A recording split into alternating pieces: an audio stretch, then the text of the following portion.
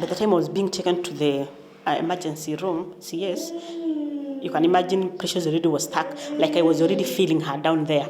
You can imagine that. Already the doctors were at this point of, let's save the mother and the child die.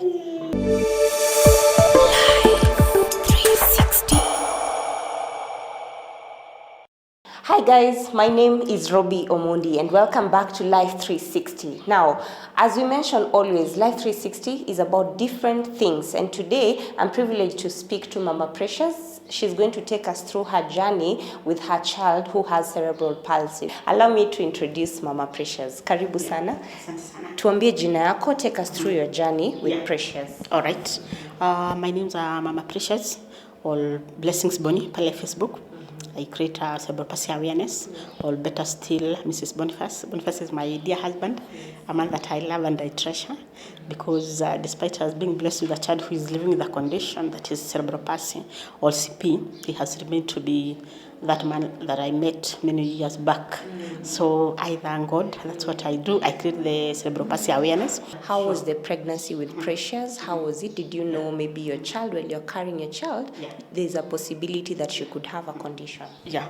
All right. Her pregnancy was very normal. Nothing much like everything was very fine actually. Like the scans that I went through, they were saying everything normal. That was the amniotic fluid, the positioning, the weight, everything was very normal for Precious. But things happened and things changed when she was being born. Okay, for one, she was a big baby. A big baby, when you are a short lady like me, a baby who is from 4 kgs and above, sometimes you are not able to give birth normally, like you have to go through CS. So for my case, already they had known, because Precious was 4.2 kgs at birth, but what they told me was like, Mama Precious, because you have, okay, by then they were calling me by my name, like, you mom, because you already have given birth to other 2 kids, that means even Precious, even though she's big, she'll be able to be born normally, of which it never happened. So what happened during the labor, as it went on, Precious got stuck. Yeah, like she was trying to come out, but she was not able. Like the birth canal was small for her, so she got stuck somewhere. And I was taken for an emergency CS, whereby by that time, Precious already had suffered a condition that we call asphyxia. Asphyxia is lacking oxygen in the brain. And also, she was tired because she got stuck. That means that the time that she was supposed to be born, it was late. Yeah, with some minutes that we don't know how long. So that is what caused her condition, the CPs that she's suffering today. So what happened? I was rushed to the to the theater. In a few minutes' time, she was removed, and I'm telling you, it was hell. It was such a bad experience, but I thank God that we made it through, me and Precious, because I remember by the time I was being taken to the emergency room, CS, you can imagine Precious already was stuck. Like I was already feeling her down there. You can imagine that. And I remember me being taken to that theater bed, and I was told to sit down so that I could be injected, that anesthesia. Yeah. And I'm telling you, I think already the doctors were at this point of, let's save the mother and the child die. Yeah, that's where we were. So basically you're saying it's prolonged labor and prolonged delivery time that could have led to her condition. No, it wasn't even prolonged, considering like I labored like for 4 hours. 4 hours is not long. Yeah, but the thing is, she was big and she got stuck, and they would have avoided that if they would have taken me for a CS immediately. Yeah, so because that negligence cost her. Yeah, so she was born. Okay, sometimes I say she was removed. Like CS is the baby is just removed, and then I was shown like this. I'm telling you, I just looked aside because of what I saw. Precious' forehead had already protruded so much, like she was just looking like very funny. It was very unfortunate. And then I remember me seeing her struggling to breathe, like she was gasping for air, such. So immediately there is a liquid that I saw them giving her, and by this time she was not. Yeah, she's okay. she's excited. Yeah. Yeah, and around that time, already she was struggling to breathe. And so what they did, there's this tapping of the baby's back they do so that the baby can cry, but she didn't cry. Yeah, because already she had suffered the brain damage badly. And so I remember seeing them trying to, they took her very fast, they rushed her upstairs. I remember hearing them saying she was supposed to be put in oxygen immediately. But I thank God, before they got to the oxygen room, to the NBU, already she was able to breathe by herself. And so that means she was not put in the machines, but the brain damage was still there. So we stayed there for a week in the hospital. And among the things that she was being treated for was already she had swallowed some amniotic fluid that had gotten into her lungs. And so I remember at the NBU, I was asking the doctors, what are we really treating here? What is it with the baby? They didn't tell me much. The baby has suffered something, a condition, a long term.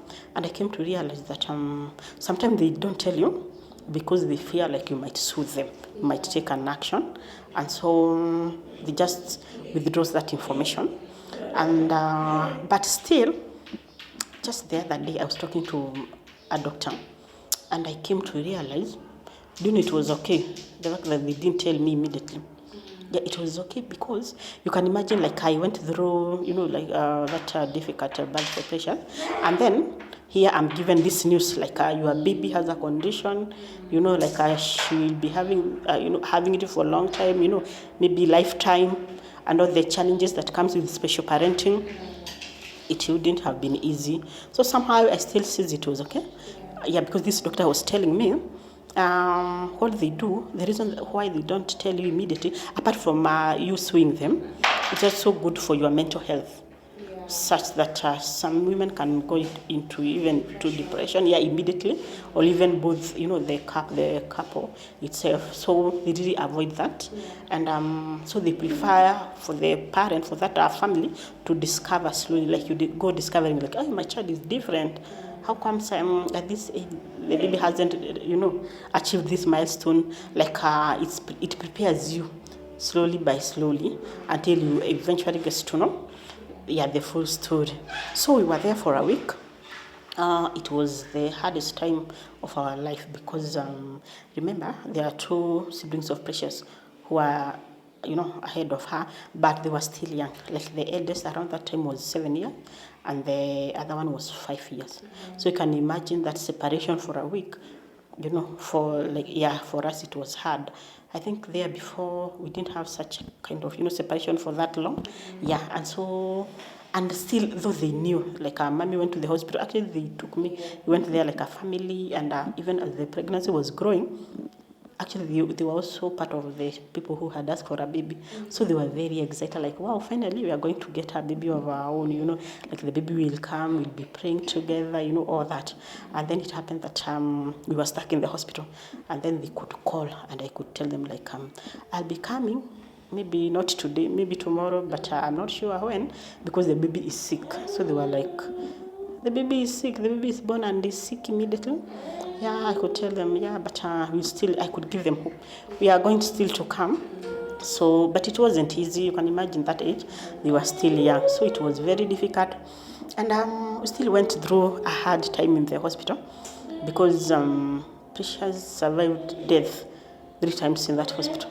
We are used to immediately you give birth to your child, there's that connection that you have. The first time you see her, there's, holding her, even that separation, let alone knowing maybe there could be a problem. How did that make you feel? It was bad. I could sense something was wrong. I remember asking one of the midwives. I told him okay, during when I was laboring, I remember I used to ask them are you concerned maybe something wrong is happening, because that labor was this kind of contraction that doesn't have breaks. normal contraction have breaks of like interval of like 10 minutes, but this one for Precious, it didn't have intervals. It was so bad. And so I could like, like that crying to them, like, please you doctors, just be careful, look around, that maybe something wrong is happening, just maybe we save the baby. And now after Precious was born and now she was taken to the NBU, I remember calling back that midwife, even though I didn't know much had happened. And I told him like, now you see, I was telling you to try and at least give us attention. And finally now the baby has been taken to the nursery, though I don't know much. And he told me, I tried my best. I did my best. I remember him telling me like that, and he left. That rudeness, like I did my best. In my mind I was like, your best was like, letting us go through all that pain, and then finally the baby is taken to the NBU, and you are saying you did your best. And I just kept quiet. It wasn't, it wasn't easy. Yeah, so life went on. So Precious was in the NBU. I was in the other room. So I met her the following day. That was on Friday, around 10. I'm telling you, when now I was taken to where she was lying, I cried when I saw her, because she didn't have eyesight. Like, she lost it during the delivery because of the struggle. I remember seeing her, just staring at one place like this, and immediately I knew something was wrong. I asked the doctor there was a pediatrician who was always in the NBU with some students. I asked him like, what is it with my baby? He told me like, the baby will be fine. You don't worry. Yeah, that was the answer. And I was concerned because I could, just put my fingers around her eyes just to see if, her eyes could fall or move around. And I realized they were not moving around. But within almost a week, within like 5 days, she recovered her sight. But still much happened in the NBU. I remember one time, what I used to do, a baby who has this condition, some of them are not able to breastfeed immediately, like Precious, but later on in life, she's able to breastfeed. And there are some still who are not able to breastfeed for life, like no breastfeeding ever. Yeah, so, but at least we thank God, Precious was able to breastfeed her after a week or so. Yeah, so what I used to do, I used to go to the NBU, express some milk, feed her, and then just have some time with her, and then I could go back to my room. And then in an interval of 2 hours, I used to repeat the same thing. Go express some milk, feed her, change her, wipe her. Yeah, like when they're in the NBU, there's no like that ritual washing. You're just given some cotton wool and some warm water. You just wipe and some oil, and then I could oil her. So this one day, I went there to check her. Just that wasn't even normal routine. I just felt like I needed to go and see her. Yeah. So I went. What I used to go before, like expressing milk, like feeding her, I used to go and take her and hold her. Just that feeling of, I really used to miss, holding her. Any new mother, there's that, that bonding, just holding your baby like this. So I used to go, touch her hands, hold her, talk to her, tell her, Precious, get well soon. We go home. We have a family that loves us and they are waiting for us. So this time I went, just as usual, what I used to do. I remember holding her like this, touching her, and then I felt she was so frozen, and I got scared. I talked to the pediatrician who was there, and he came faster in shock. He was like, he panicked, because I told him like, the baby is freezing. What's happening? So what really had happened, remember Precious was not breastfeeding, so if I was not expressing milk for her, they were giving her some, water and glucose just to energize her. So through the, through the tubes, Yeah, but so this time round, the student who had put the tube, in her hand, missed the vein. And so just kept it there and rubbed it with the bandage. So you're saying even at the nursery, students are still the ones who are taking care of her instead of professional doctors who are qualified to do the job. Yeah, exactly. Yeah, that's what was happening. So it was like that. So the student had missed the vein, and so it meant that all the water was pouring on her bedding, because already she was lying in this position of like facing up, and her hands were like lying down, touching the mattress. So all the water was missing, getting in her body, and it was pouring on her beddings like this. So that's why she was freezing. And so the doctor came faster with some students, but they never even told me anything. They never uttered even a single word. One of them I remember they held the baby. The others changed the beddings faster, and now because of the panicking, they adjusted the temperature in that at the incubator.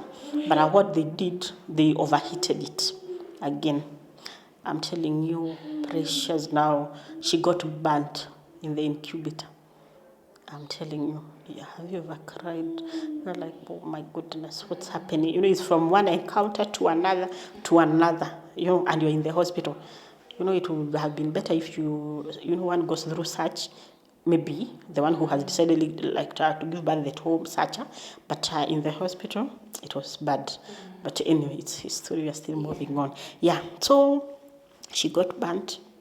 Now they came back. I called them getting burned. Why I noted the temperature was so high is because immediately she started developing some pimples that were so big. But they have all those photos. I'll share with you. Pimples that were so big. So I called them back again. So they came. They were like, wow, the temperature.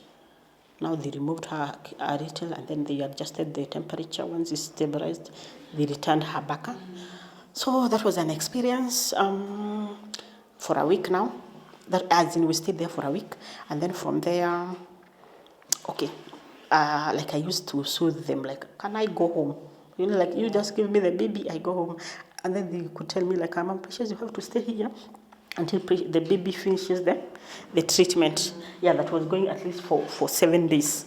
So, and even they were still telling me we still can't promise until I was to be released only when Precious was able to breastfeed. And I just had to tell them that she was able to breastfeed. Yeah, for them to release me because I had a lot of pressure in the hospital for one.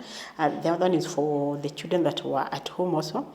And I just told them Precious was able to breastfeed so that they could release me. And I was like, I said, this one, God, you just have to forgive me because it was, so that's what I did. And the good thing is that when I was expressing milk and I gave her, at least her digestion was okay. Because that was the other thing that they were looking at. If the baby is fed the milk, is the digestion going on? Is the baby passing through the stools and the urine?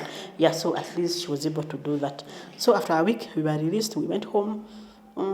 I continued, expressing milk for her for 3 days, and then I could express milk, and I was still, trying to to breastfeed. And at some point, the Lord just did a miracle, and she was able to breastfeed.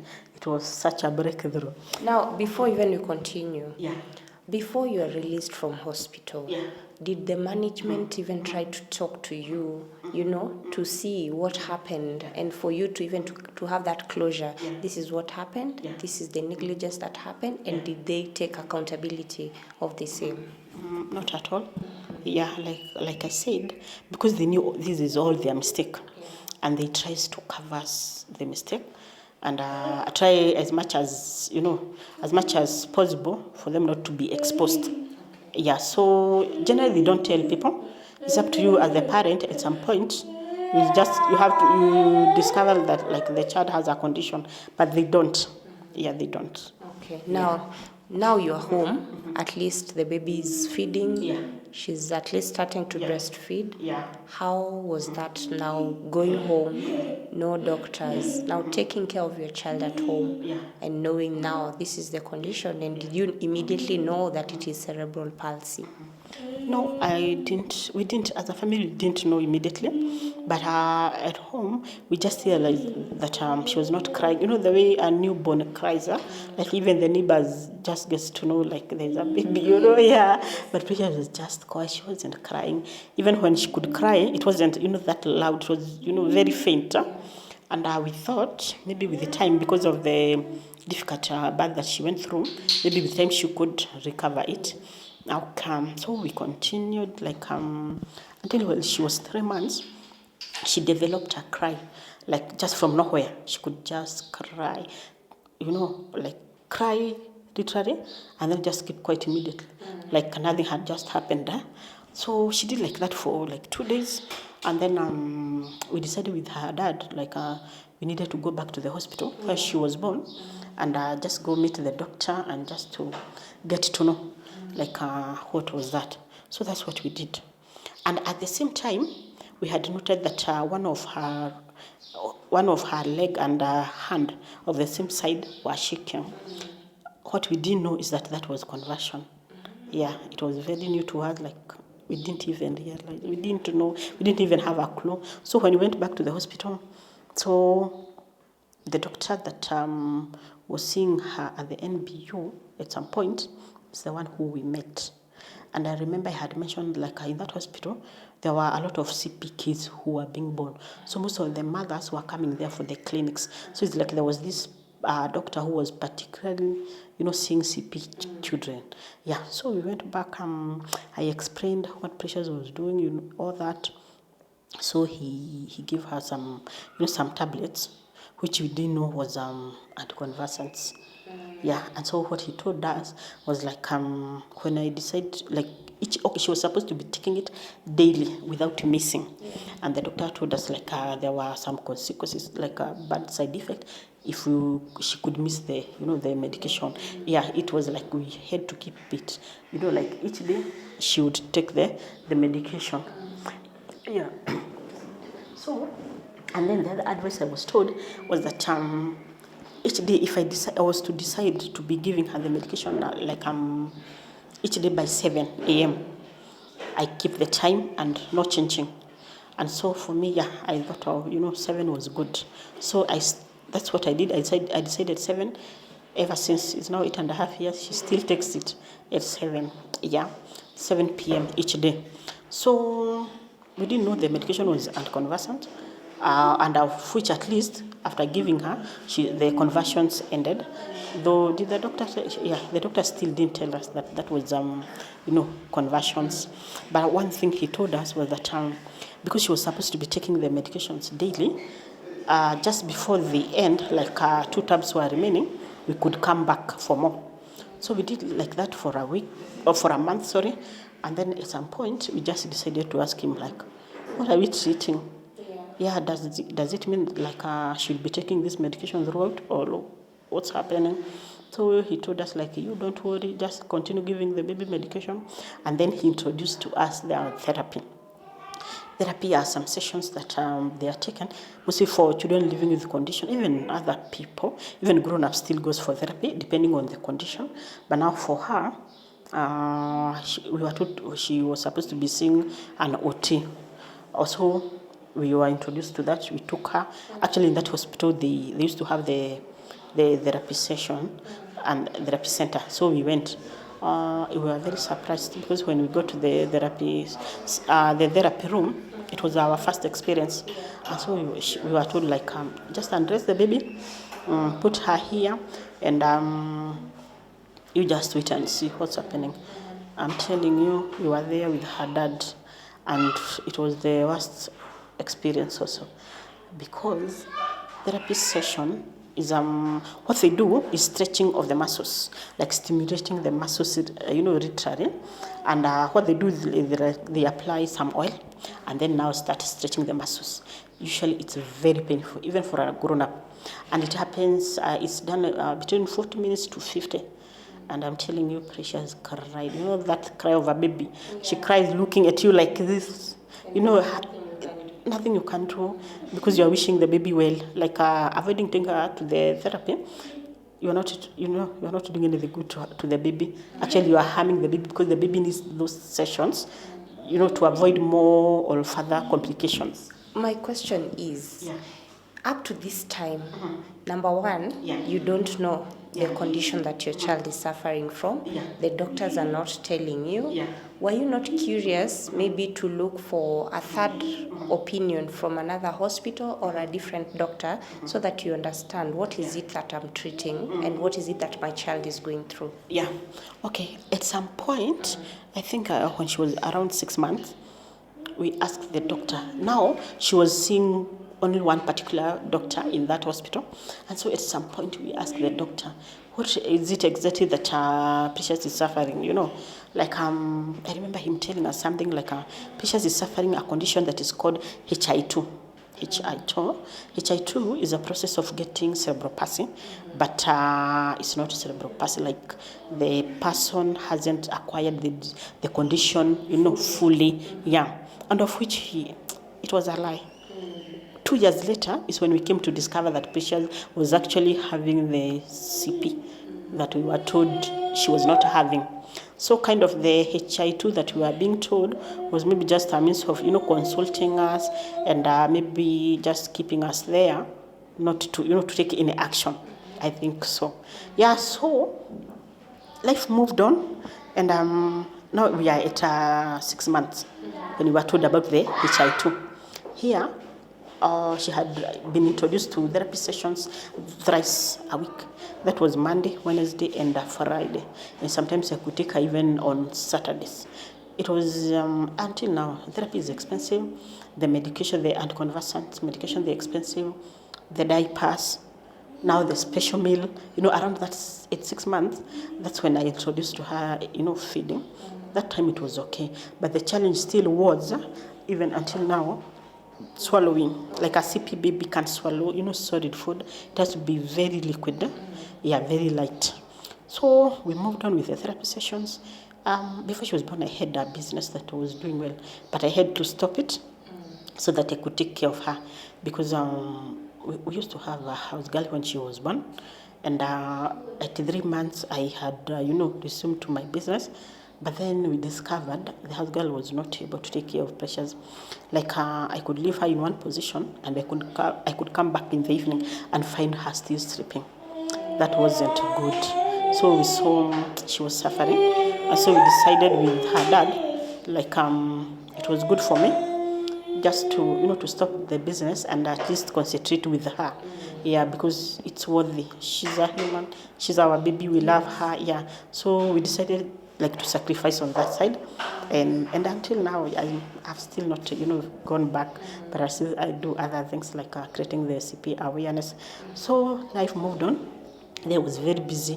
Like I could wake up, prepare, take her to therapy, and at some times, I remember there were sometimes back around 6:30. I used to be the first person at the therapy center.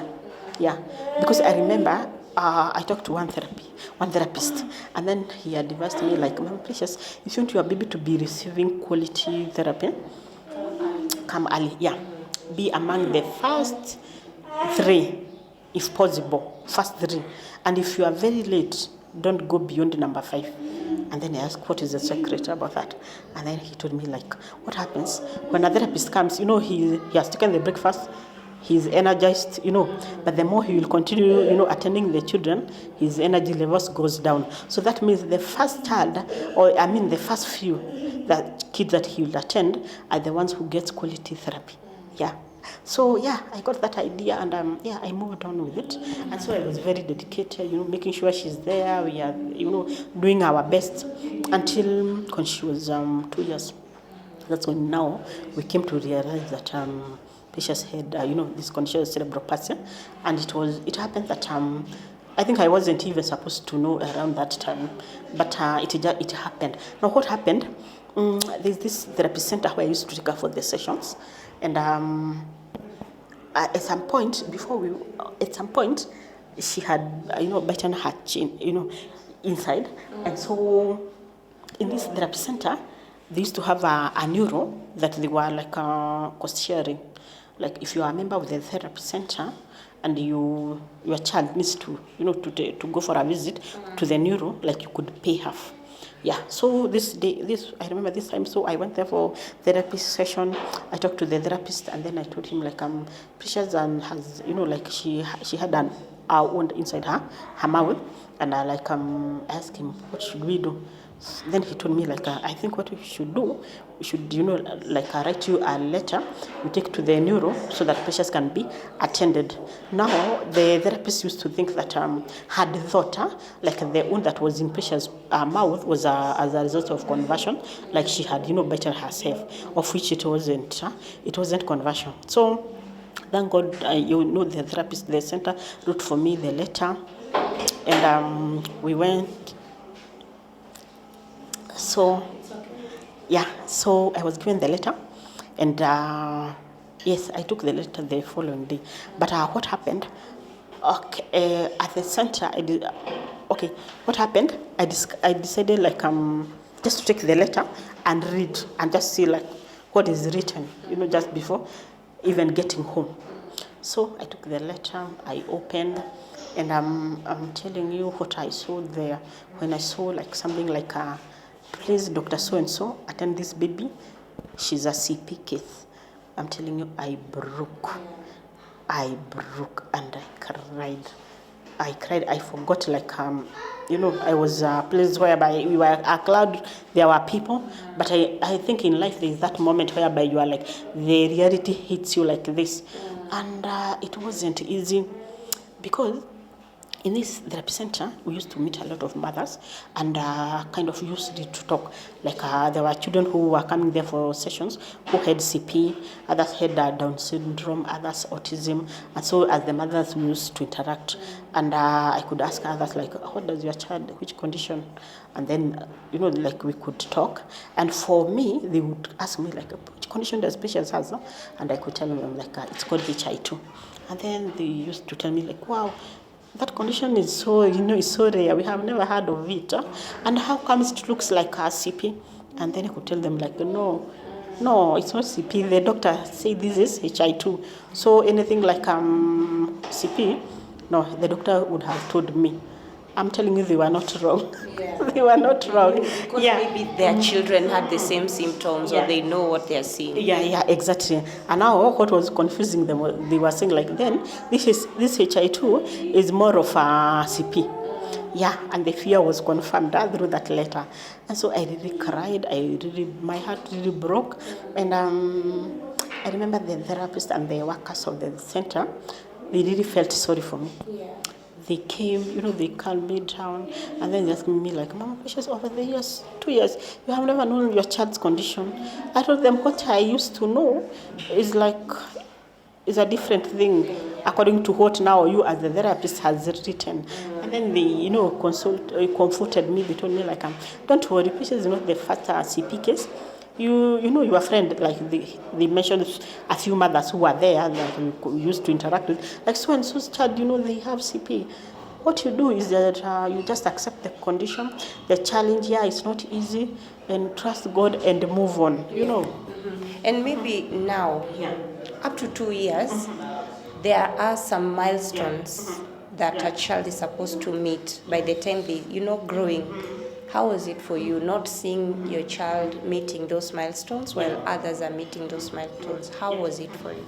It was very difficult, very traumatizing, especially considering that a neighbor of ours, we had gotten kids, Precious and their kids, around the same time.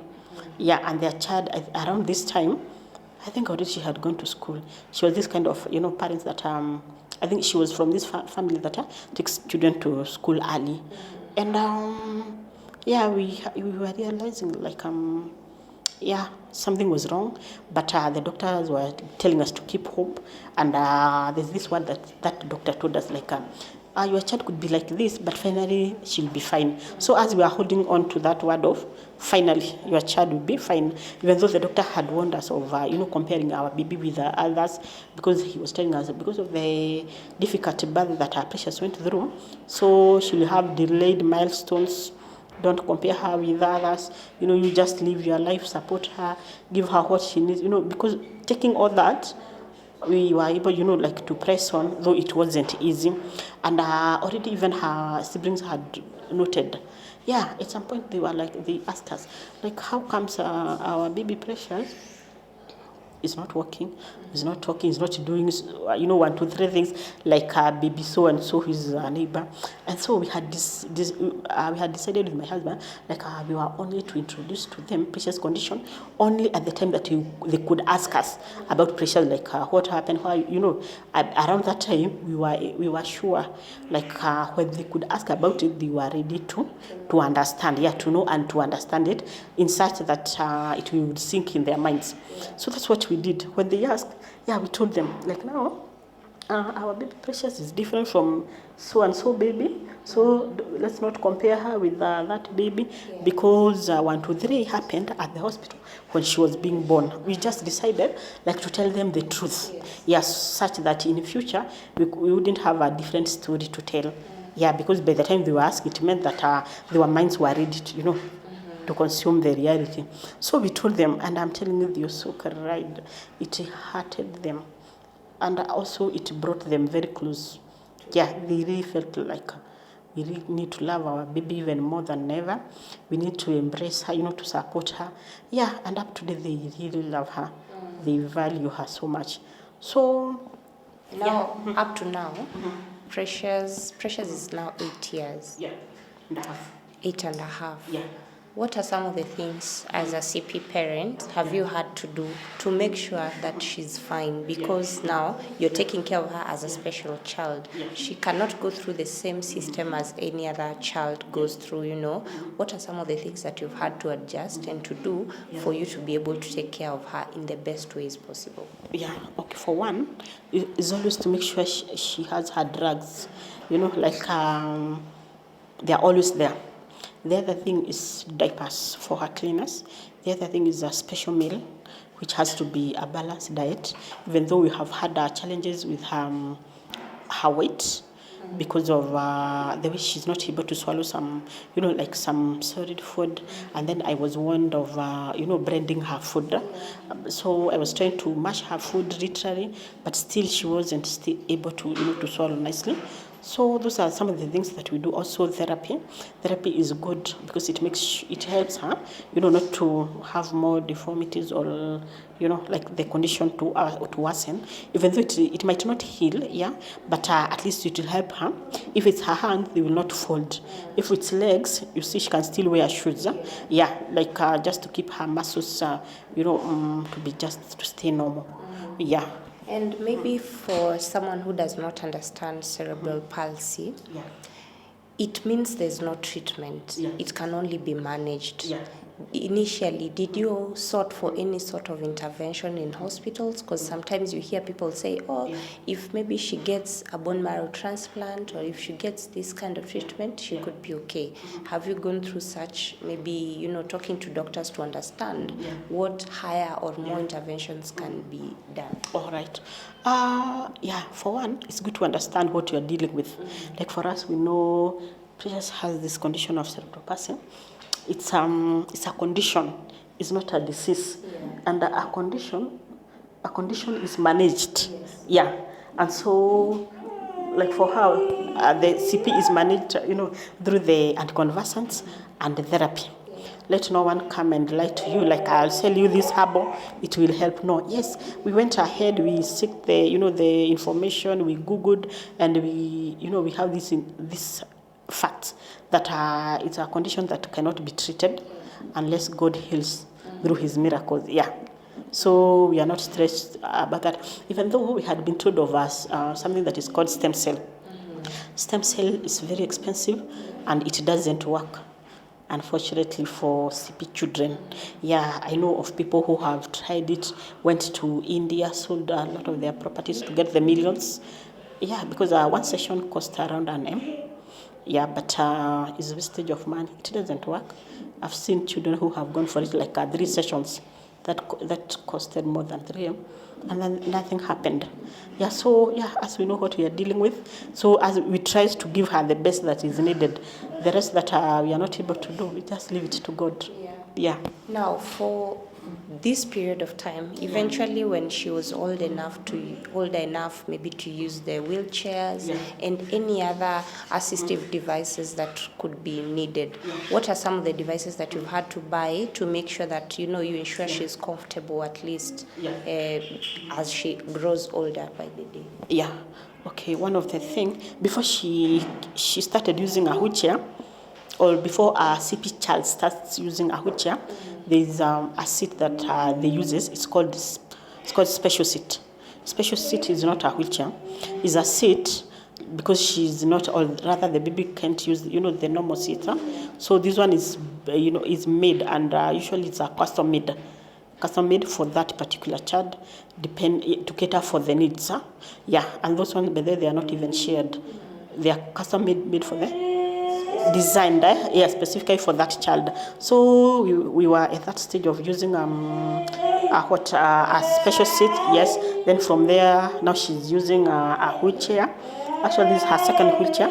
We just got it just last week. Actually, yeah, when we were talking, the other one had is torn, and we thank God even for the provider. The provider of this one give us for free. Is giving free, by the way, and we thank God for such people. The other thing that she uses are the things that are called kafos and hafos. Hafos are for hands, whereby you put it looks like a hand, by the way, it has even a place to put the fingers. You put it so that the hand doesn't fold, and others for legs, such that her legs doesn't fold. And also there's another one that is called standing aid, whereby you just put her standing, and then it has straps that you wrap them around her so that she can remain standing. The importance of that one is to balance her weight. Yeah. So there are a lot of devices that our CP child uses, and usually they're very expensive. Actually, I wanted to come there. Number one, even before you tell us about maybe the expense that you've had to incur buying these devices, how available are they? Because someone might not know even where to get them. Let alone afford to buy them. Are they available in Kenya? Are they, what are the costs? And how has it been for you? Because there's someone maybe they don't even know where to get these things in the first place. Sure. Like for now, for me, I can advise any parent who needs a wheelchair. Maybe you can talk to me. If you are not able to get one, I will connect you. Or if you can go to a place along Mombasa Road, Maradaima, a place called Mobility Center. They are giving these wheelchairs for free. Let no one sell to it. At some places you find them being sold. For the other devices, which are the hafos and kafos, if you meet a private person, they are expensive. But sometimes you go to a government hospital, a place like I hear like Madari, they are affordable. Yeah. So these things are there. If you get the right connections, you'll get them. Yeah. Now, your experience with Blessing has made you be an ambassador, to speak out for children with CP and also to talk to parents. Most of the time in the society, most parents, when they have children who have special needs, they hide their children. They don't seek, for treatment or any kind of intervention. How has it been, even being around people with your child? Have you received any kind of judgment? Because there are people who don't realize what it is to take care of this child. They talk to you in a bad way, or they say something that will trigger emotion. How has that been for you? Yeah, I've gone through all that. It has not been easy. One thing about the society, unfortunately, most of them think that you did bad things. That's why you have a CP child, or you sold, selling your child to the devil to get some money. That's why your child is like that, or just judging you. Like maybe these are things from your family, especially from the side of the wife. Like these things, they must be there, and of which is not true. There's so much misconception that is there with people. I would advise people to just get the facts. Get the facts.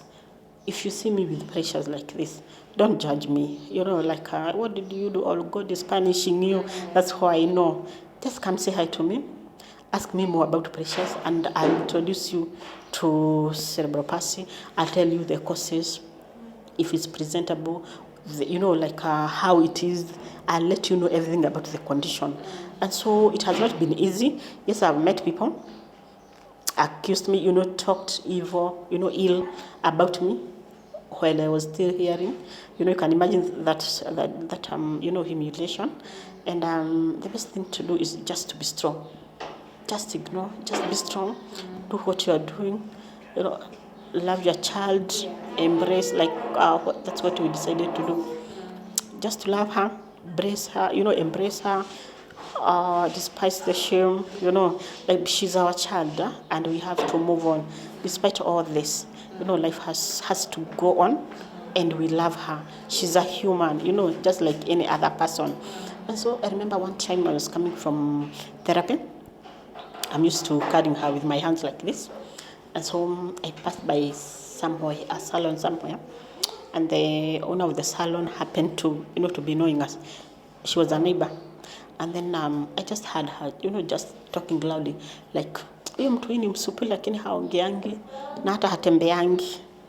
Like they were shouting so that I could hear. They are the kind of people who just say, oh God, just forgive them. Yeah. They really don't know, yeah. And another time, I remember, we were coming from the hospital. When she was around 1 year, we were admitted for a week. She had a blood infection. And so the word had gone around like, Precious, the special baby that is around in this court, is admitted. And like we were not talking like that so that they could even come and see us at the hospital. No, it was just, these things that people like talking. Yeah. And, yeah.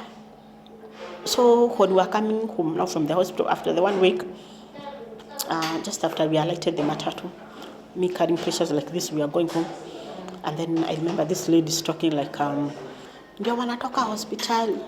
Huyo mtoto mgonjwa sasa ameachiliwa, Yeah, and it wasn't easy. It's these things that we say, we forgive and move on. Yeah, just forgive and move on and live your life. Yeah. And now, how has it been for you creating awareness, talking to people about cerebral palsy?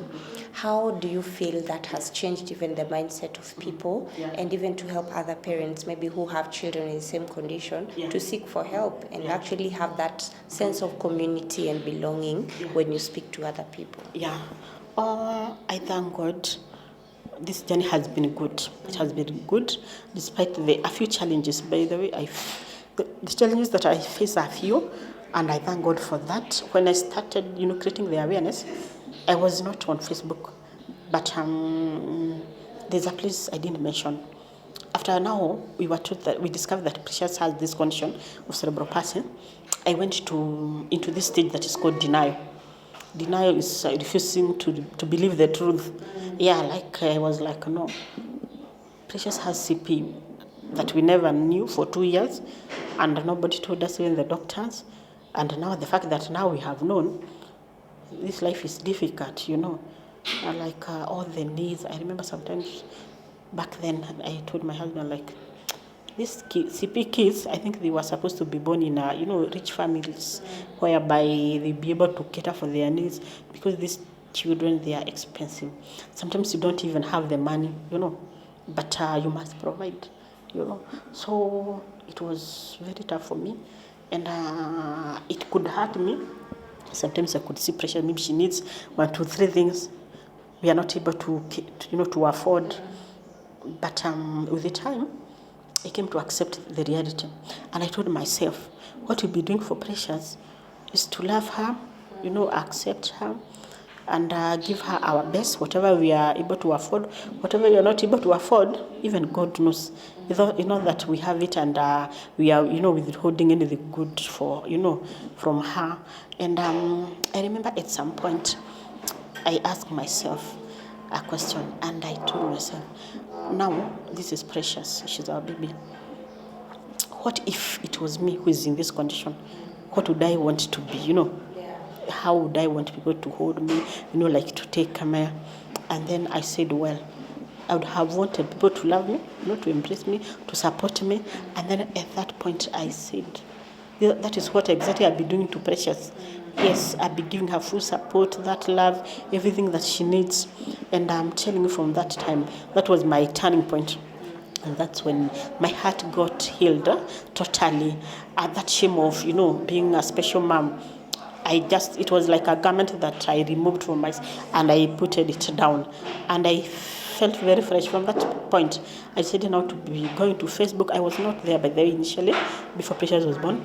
but I decided now to be doing the awareness, like let people know about it, encourage the parents who has these children, just tell them it is well and our children are blessing, just the way they are. And we moved on. It has been a journey, and God has been faithful in all this. And I thank God for the people that I've met. Their hearts that have been healed through what I do. And they have really appreciated. Like today we have a mother who's here. She came all the way from Mombasa. We met through Facebook. And when we met, she was at this point of committing suicide. Yeah, because of the stigma in the society. People believe like, now you have this baby. It seems, maybe you have things like imagine, all those evil things, which is not true. Cerebral palsy or CP is a pure medical condition. It has nothing to do with, beliefs, all doings. It doesn't have. It's a medical condition, and it's brain damage, pure. Yeah. So no dramas, like what people think or says. Yeah. And so I thank God. A lot of people reaches out to me, but then my number is even public. Yeah. If you want, you can actually share your number so that someone might need it, or someone might need someone to speak to. Yeah. So if you're comfortable, you can just share. My number is public, it's not private. On Facebook, you can find me like a Blessings Bunny. You'll see me there with Precious. I'm there almost daily. Each day, I thank God I have a word for encouragement, something just for CP, And also, if you want to reach out to me or talk to me, my number is 0724 661967. 0724-661967. Yeah, you'll get to me. Can reach out to me, we will talk. And if you need encouragement or you want to connect me to a special parent or someone who needs encouragement, I'm here. It's my ministry, is what I do. I create the awareness. I want this condition to be known. Yes, a lot of people think it's like it's also polio. Yeah, I met her parent one day and she asked me like, hey mama, mbona umeachilia mtoto hivyo akapata polio and wanapeana dawa bure? I was like, oh mom, this is not polio. It's a different condition. And it has been good, creating the awareness. And people loves it and they really appreciate it. If you follow me there, you will see, even the response. Yes. Yeah. Now, there's something you began with. Yeah. You said that your husband has been very supportive all this time. Yeah. There are women who have had to take the burden by themselves. We've heard about men who have left their wives because a child was born with a condition, yet it's not their fault.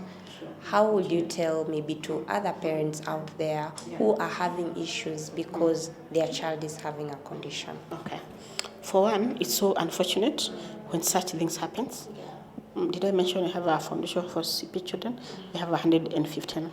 And I have mothers who, their husband just decided to run away the moment a CP child was born, or the family of the husband just decided to chase that mom out because the CP child was born. It's so unfortunate that such things happens.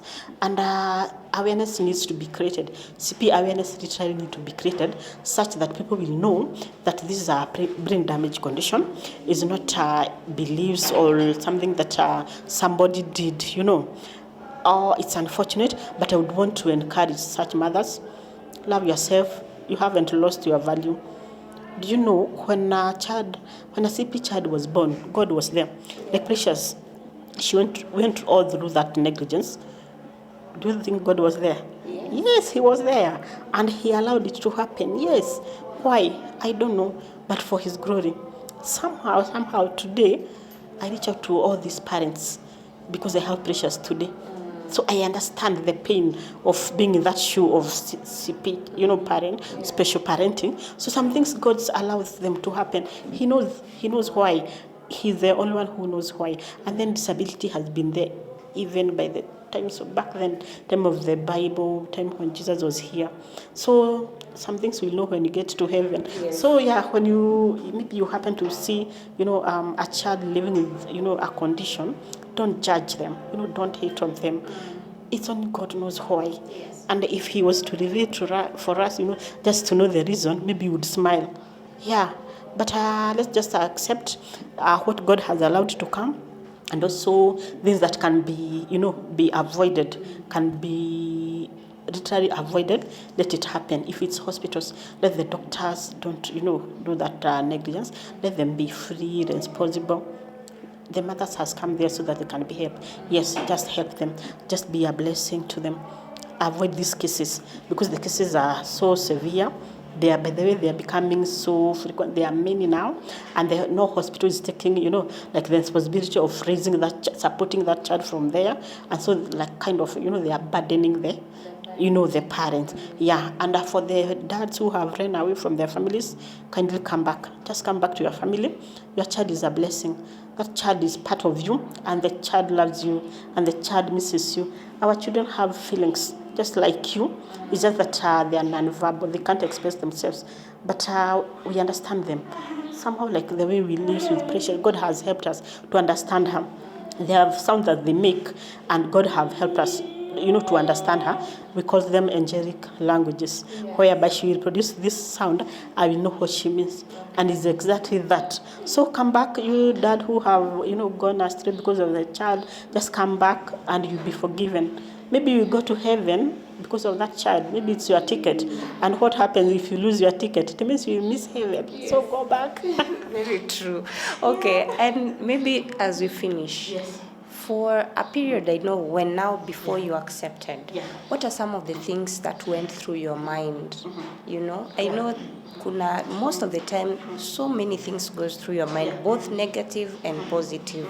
What are some of the things that were going through your mind before even you accepted the condition that your child has, and now fully embracing it and being there to be able to take care of her? Yeah. Well, that's the stage that you call denial. When you are in that stage, I think the devil talks to you more than God. But what happens in this life, I've also discovered, is the sounds that you allow yourself to listen to. If you decide to listen to that much, then there are side effects of it. One of the things that I've spoken to mothers, even myself, I was there, so I know it. One of the first thing that comes in mind, you think of like, I shouldn't have given birth to this child. Yes. And you are like, I wish I didn't conceive that month. I wish I skipped that month, to and I would have avoided this child. The other thing, you are like, because this parenting is so difficult, what if this child dies early? It would be good. Yeah, because the bigger the child, the bigger the challenges. So you are like, I wish the baby can just die now. But it's not true. This is a feeling, a misconception that is, especially parents, of if the CP child dies, you'll be better. Imagine it's not true. In fact, your life becomes more miserable when they dies. Because for one, there's that special bonding that you get with your CP child, more than even the other kids. So you can imagine when you get that permanent, separation, it is not easy. I have mothers, but I still have a group for mothers who have lost their champions. Okay, we call them champions. CP children call them champions because they are fighters. They fight for their lives each day using the anticonvulsant drugs. So we call them champions and we celebrate them. And so I have that group for the mothers who have lost their champions. And the things that I see them talking, the morning is like the morning never ceases. Yeah, it is always, it's so much pain.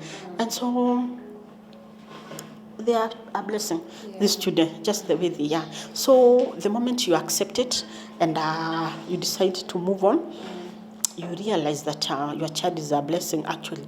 It's not even like a burden. And at that moment, now you start looking at life from a different angle. I remember sometime when I was back then in denial, one time, because I really used to cry, but I was very thin. I was so small, I think more than you. But when I healed, I said I need strength. You can imagine, carrying pressure like from point A to B every time. I need to be, to be healthy, to be strong. But I'm not anymore. So, one morning, I told God, no, if God your word says, children are a blessing from the Lord. And God, if your blessings added no sorrow. Now what is this? Why is pressure adding sorrow, in our lives? Like I'm telling you, one thing that I also realized is that a mother is the mood setter in a home. Yes. Back then when I used to cry, I'm telling you, our house, our home, everyone was in this morning, morning spirit, like everyone was feeling like so down, so bad. But the time that my heart got healed, I'm telling you, we lived like normal. But then we don't even see pressure like, like a burden. As we know, she's like this, and if God wishes one day to heal her, He will heal her. And if it's not His wish to heal her, we are okay, we are comfortable. And so that time I told God, if pressures is a blessing, then show me the other side of pressures. I'm tired of this side of, morning of crying. Just show me the other side, like the way you say, two sides of a coin. Yes. Can I see the other side, please? And I thank God, let me tell you. Also the confession of our mouth, like when I was in denial, thank God I'm saved. So I know this, claiming good things, prophesying. I used to say one day the CP children will be getting help through pressures, they'll be getting diapers, they'll be getting food. And I'm telling you today that thing happened. It's happening. In fact, I'll call you next month and December. We usually do hold our occasions, for the occasion, for the foundation, and God has been faithful. The things that I used to say by then, I see them now happening. Because of the what I used to say, confessions. Yes, and God is faithful. Now they are coming to be. So there's this good side of your CP child, or you as the parent or as the caregiver. The moment you get out of the denial, start claiming good things. Claim that your child is a blessing, and you will find them. The other thing that I encourage his parents to do, don't hide your child. Expose your child to the world. Them too, they are human. They don't deserve to be locked in a room. Throughout. You don't go with them to church or shopping or out. Let them go outside. Let people look at you. Yes. It's okay. That child is yours. And the baby remain to be part of you forever. So love the child. Let the people look at you the way they look. Let them talk. And it's okay. It is okay. Now, put that attitude of I don't care. Yes. The child is mine. I don't care. You say what you will say. At the end of the day, you go to your house. Me, I go to my house with my child. And above all, I know my child is a blessing. True. Yes. And then now, finally, you've mentioned that you have a younger child. I think you have. Yes. How has it been? Someone will think the fact that your child before the last one has CP, they'll assume also the next one might have a problem. You're very healthy, very, very beautiful young boy. How was it? How did it feel for you? Okay, for us, for one, I would want to encourage somebody. If especially the ones that had CP children as their firstborn, you really need to encourage yourself and tell yourself each child or each pregnancy is different, very different. And the fact that you already have a CP child, it doesn't mean that all your children will be, children living with disabilities. No, even though for us it was an oopsie baby. We had decided to get through, after pressures, we were like, hey, we couldn't even imagine. But God, in His own wisdom, and His own way, He told you don't know. I'm telling you. It was that of oops, I'm pregnant. He makes the family planning to fail. Yes. So that there's this child that comes after a special child. These children are such a blessing. I'm telling you, they grow very fast, and they happens to be loving the special child so much. You can see they're such a blessing. They love them, they support. Actually, he came, he's like, you guys should finish so that I can spend time. I'm telling you. Yes. He's such a blessing, so very supporting, and he really loves Precious. I remember the other day I was but I don't have a house girl, so I work, I decided since now I'm not earning, I do all my house chores. Yes, I do. Even that money, where is it coming from? I will pass for the expense. So I work for myself, and I thank God even for the energy, and I like working. So this day I was in the kitchen doing some things there. Precious was at the sitting room with the little brother. He's called Jaden. And then Precious was crying. And I was like, let me just finish. I think I was cleaning the utensils. So I was like, let me wipe my hands so I could go fetch Precious from the wheelchair and put her on the on the seat. And then Jaden just happened. I heard his voice. I couldn't believe. Do you know what he told me? He called me. He told me, Mommy, can't you hear Precious is crying? Can't you come and attend? I was like, what? You see? You know, she hears. Yeah, they hear and they understand. It's just that they are non-verbal. Yeah. But oh, this is getting wet. Yeah. So let somebody not fear. Get not even one. If your CP child is your firstborn, get the number of children that you wanted. If you wanted 3, go ahead. If you wanted 4, go ahead. And the other thing also that even the doctor did to encourage parents is that sometimes the CP children, sometimes or most of them don't have very long, lifespan. Yes, sometimes, but even me, I was told Precious might not get up to 5 years. Yeah, but now she at least 8.5 years. Yeah, you might not pick that word, but it's good to have, like 2-3 kids after the CP child. Yeah, and they become such a blessing. I can tell you, Jaden is such a blessing. Like, he drives Precious around. This one, we call it a Lamborghini. They don't miss that, and God is faithful, So they really warms the house. The children after the CP, don't fear, just go ahead. Also pray, trust God. The other thing, work also with your doctor. Like that's what I did after we discovered that we were expecting our baby.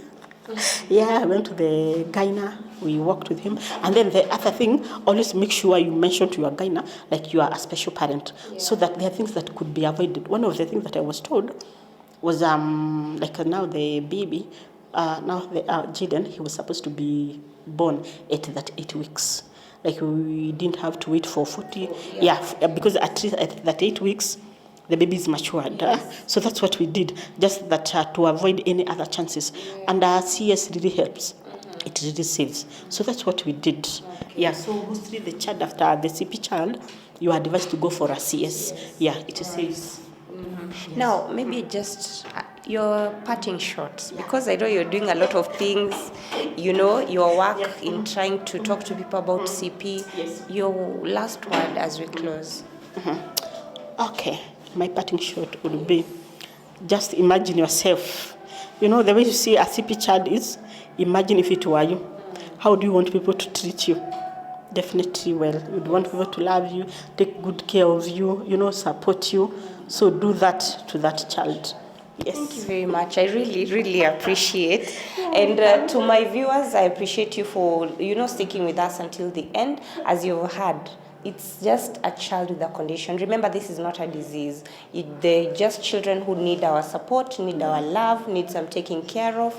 And if you've heard what our special guest today has said, anything that you need to know about a CP, feel free to reach out to her. I'll also put down below her number, and reach out to a specialist. Talk to someone. Don't feel like when you have a special child and that's the end of life. No. So thank you very much for tuning in. My name is Robbie Omondi. Stay around for much more informative information about health, about conditions, about life. We will be very happy to share with you this information. Until next time, my name is Robbie Omondi. Consider subscribing and sharing our videos and our content. Until next time, bye-bye.